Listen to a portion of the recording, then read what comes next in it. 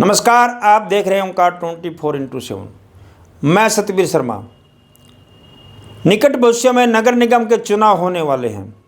ऐसे में सभी को तलाश है ऐसे मेयर की जो जनहित के मुद्दे उठाए और उनका निवारण भी करे।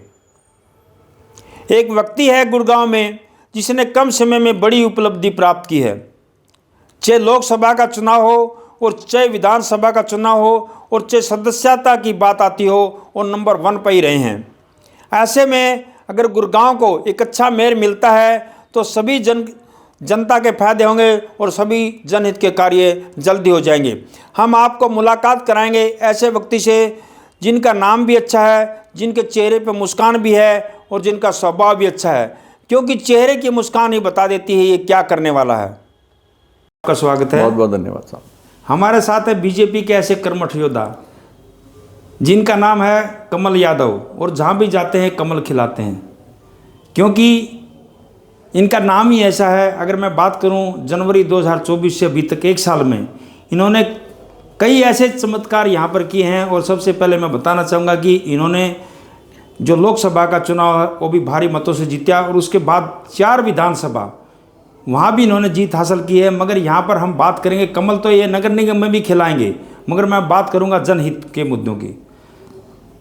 कमल जी, बीजेपी क्या क्या जनहित के मुद्दे यहाँ पर देख रही है और क्या क्या जनहित के मुद्दे यहाँ पर उठाएगी?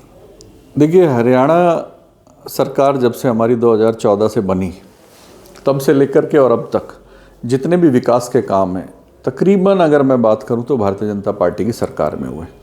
हम सब ने देखा है गुरुग्राम को, और गुरुग्राम किस प्रकार से एक्सपेंड हुआ है उसको भी हमने देखा है। लेकिन पहले की सरकारों ने CLU दिए, लाइसेंस दिए, सारी चीज़ें की, लेकिन जनता के बारे में कभी नहीं सोचा कि किस प्रकार से ये जनता जब मकान बन जाएंगे या रिहाइश होगी तो किस प्रकार से रहेगी। फ्लाईओवर्स की डिमांड आई तो फ्लाईओवर बनाए हमारी सरकार ने, जहाँ अंडरपास की ज़रूरत पड़ी तो अंडरपास बनाए, जहाँ एलिवेटेड रोड की ज़रूरत पड़ी एलिवेटेड रोड बनाए। और ये केवल और केवल भारतीय जनता पार्टी की सरकारों के काम हमने देखे हैं। एक हीरोंडा चौक हमारे साथ में ही है बिल्कुल, एक हीरोंडा चौक के एक छोटे से फ्लाईओवर की डिमांड थी, उसको भी पूरा नहीं किया। जबकि हमारी सरकार ने, सबको पता था राजीव चौक से सोना जाते हैं तो 1 से 1.5 घंटा लगता था, लेकिन हमारी सरकार ने लोगों की समस्या को समझा और एलिवेटेड फ्लाईओवर राजीव चौक से लेकर के वहाँ तक बनाया। अब मात्र 12 मिनट लगते हैं। अध्यक्ष जी, गुड़गांव कई भागों में बटा है। अगर मैं बात करूं पुराने गुड़गांव की, फिर मैं बात करूंगा नए गुड़गांव की, सेक्टर 56 तक की, और फिर मैं बात करूंगा सेक्टर 56 से जो आगे पटौदी रोड के ऊपर गुड़गांव बसा है। क्योंकि अलग अलग समस्याएं, आप बताइए कि अलग अलग समस्याओं को कैसे निवारण करेंगे, क्योंकि सभी की अलग अलग समस्या है। अगर मैं पुराने गुड़गांव की बात करूँ, आबादी बहुत ज़्यादा है और इसकी सीवर की प्रॉब्लम और यहाँ पर रोड की प्रॉब्लम बहुत ज़्यादा है। तो आप प्रॉब्लमों को जब जानेंगे तो हल भी करेंगे। तो आप हमें बताइए कि क्या क्या प्रॉब्लम पुराने गुड़गांव में है और क्या क्या नए गुड़गांव में और क्या क्या बाकी। देखिए, प्रॉब्लम तकरीबन सब क्षेत्रों की एक सी है। तकरीबन वही समस्या रोड की है, जहाँ जहाँ दिक्कतें टूट रहे हैं उनको हमने ठीक कराया है। कई जगह सीवरेज की समस्या थी, क्योंकि हमारा जो गुरुग्राम जो शहर है वो मिक्सअप है। हम एक जगह गाँव है, उससे बाहर निकलेंगे, गाँव से बाहर ही तो बिल्कुल एकदम पॉश एरिया आ जाएगा, फिर आगे जाएंगे कोई कॉलोनी आ जाएगी। मैंने कहा ना, गुड़गांव एक वेल प्लान्ड सिटी नहीं था शुरू से ही। इसको धीरे धीरे सुधार करके हमने इसको सुधार की तरफ लेकर के गए हैं, और अभी और बहुत काम करने की ज़रूरत है, उसमें हम कर रहे हैं। जैसे अब गुड़गांव को एक मल्टी स्पेशलिटी हॉस्पिटल की जो डिमांड है वो रखी, तो उसमें हम काम कर रहे हैं, और मुझे लगता है कि जल्द गुड़गांव को एक बहुत बड़ा हॉस्पिटल मिलने वाला है। बस स्टैंड की हॉस्पिटल की समस्या हो सकता है जल्दी दूर हो जाएगी। मेरे कोई जहाँ बड़ी समस्या यहाँ पर दिखाई देती है, एक तो कचरे की और दूसरी सीवर लाइन की है। इन समस्याओं को आप कैसे निवारण करेंगे? क्योंकि कचरे की समस्या जैसे जापान वगैरह और कंट्री में ऐसे भी है कि कचरा बिकता है, वहाँ पर लोग खरीदते हैं। क्या आप ऐसा कुछ कर पाएंगे गुड़गांव के लिए? देखिए, पीछे एक इको ग्रीन एक कंपनी थी, उसको टेंडर दिया हुआ था, लेकिन कहीं ना कहीं वो अपने काम करने में समस्याएं थी, उसको नहीं कर पाई, या जो भी उसके कारण रहे, हम उसमें नहीं जाते। उसके ऊपर माननीय मुख्यमंत्री जी ने संज्ञान लिया और उस कंपनी को बाहर का रास्ता दिखाने का काम किया है। अभी नई कंपनी है, उसने शुरुआत की है, और मुझे लगता है कि लगभग 80% वो काम हुआ भी है। निश्चित रूप से कूड़े की जो समस्या है वो बहुत बड़ी समस्या है। उसके ऊपर पीछे माननीय सांसद जी भी उस पर विज़िट करके आए थे, माननीय मंत्री हमारे जो माननीय केंद्र में मंत्री हैं मनोहर लाल जी भी उस पर विज़िट करके आए हैं, और उसके लिए एक अभी हम स्ट्रेटजी बना रहे हैं, और इस कूड़े को जो फरीदाबाद रोड के ऊपर है इसको बिल्कुल यहाँ से ख़त्म करने का प्रावधान को इस प्रकार का हम कर रहे हैं, ताकि इसको रिसाइकिल करके कहीं ना कहीं इस वेस्ट को कहीं ना कहीं यूज़ किया जाए और आने वाले समय में जितना भी जो कूड़ा निकलता है उसको रिसाइकिल करें, उसको कहीं ना कहीं उपयोग के लिए लाएं, चाहे खाद बढ़ाने का काम करें, चाहे उसमें से सेग्रीगेशन करके प्रॉपरली कोई ना कोई कूड़े की समस्या का समाधान हो, इस पे हम लगे हुए हैं। कमल जी, ऐसी क्या बात है, हम गुड़गांव में हर जगह जाते हैं, गुड़गांव की बात करें, मानेसर की बात करें, चुनाव अभी हुए नहीं मगर लोगों ने यही कहना शुरू कर दिया कि मेयर तो बीजेपी का ही बनेगा। क्या कारण है, ऐसा क्या खास? कारण बिल्कुल स्पष्ट है कि देखो, हर आदमी ये चाहता है कि भारतीय जनता पार्टी ने जो काम किए हैं पिछले 10 साल के अंदर, केंद्र के काम हों चाहे प्रदेश के काम हों, भारतीय जनता पार्टी ने सारे अच्छे काम किए हैं। इसीलिए हम तीसरी बार सरकार के अंदर भी आए हैं। मुझे पूरा विश्वास है भारतीय जनता पार्टी एकमात्र ऐसी पार्टी है जो लोगों के दिलों में राज करती है, लोगों के लिए काम भी करती है, दोनों ही काम है। भारतीय जनता पार्टी एक ऐसी पार्टी है जो केवल और केवल राष्ट्र के लिए सोचती है।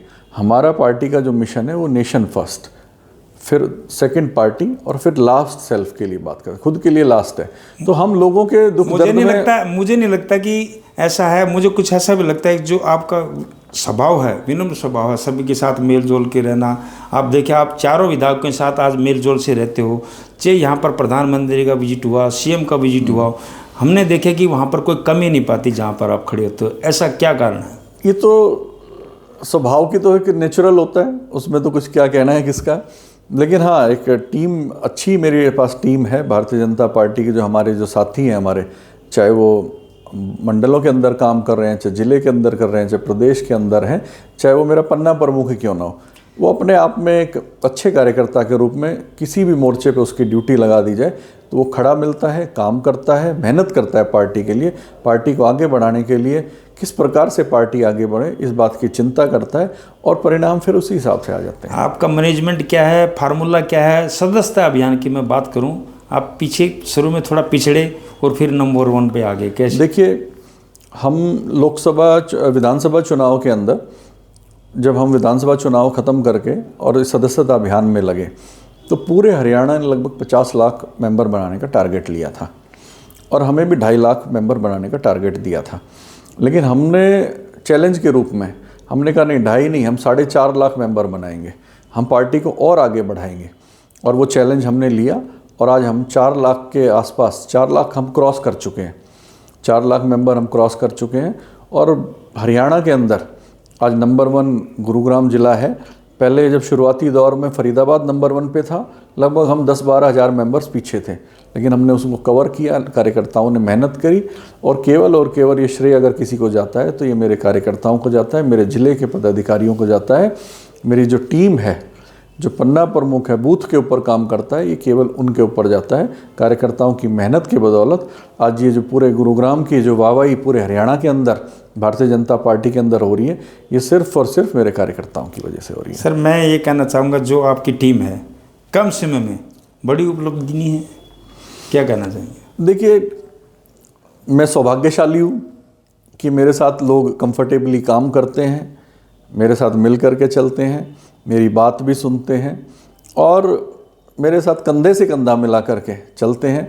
और बड़े नेता जो हमारे हैं, चाहे वो हमारे सांसद हैं, चाहे मंत्री जी हैं, चाहे मुख्यमंत्री जी हैं, चाहे प्रदेश अध्यक्ष जी हैं, उनका भी पूरा सहयोग हमारे साथ में रहता है। माननीय मुख्यमंत्री जी का मार्गदर्शन हमें मिलता है, माननीय प्रदेश अध्यक्ष जी का मार्गदर्शन हमें मिलता है, तमाम सभी नेताओं का साथ मिलता है। तो हम सब लोग कार्यकर्ताओं का हौसला भी बढ़ता है और हौसले को लेकर के जब हम चलते हैं तो पार्टी भी आगे बढ़ती है और कार्यकर्ता भी आगे बढ़ते हैं। अपने शहर की लेटेस्ट खबरों के लिए चैनल को सब्सक्राइब करें और बेल आइकन को दबाएं।